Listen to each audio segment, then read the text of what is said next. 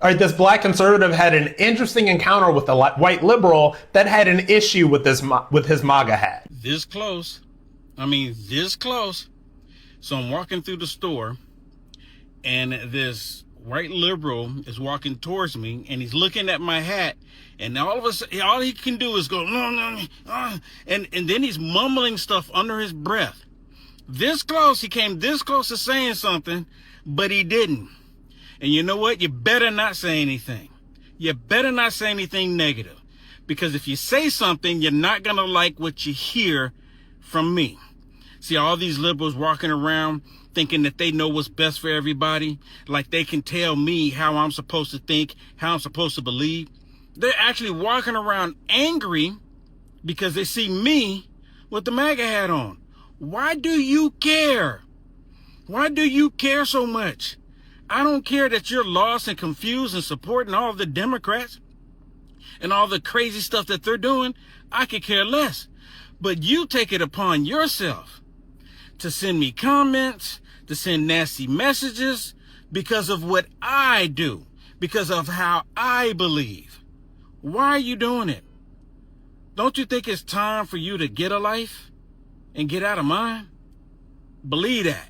I mean, that's really real, okay? And the question that I always have with these liberals who are so triggered by black conservatives or people that just wear MAGA caps or people that voted for Trump or all of this stuff, my question is always, why are you bothered? And I'm always so surprised. I don't read very many of the comments in my stuff anymore, but I'm always surprised that when people go out of their way to leave nasty comments, say nasty things, or literally DM me nasty messages, as if I'm ever going to see 98% of them, or even respond to even less. Because for me, it's like this. Like, I'm a very kind of like live and let live conservative. I'm going to tell you what I think, but I'm not going to tell you how to think. But the problem with these liberals is that they are so used to living in the bubble in which they think that everybody thinks like them, that what we're seeing right now is kind of like the baby steps. Like, liberals being exposed to ideas that are different from them, this is a very new phenomenon. All right, people like me on social media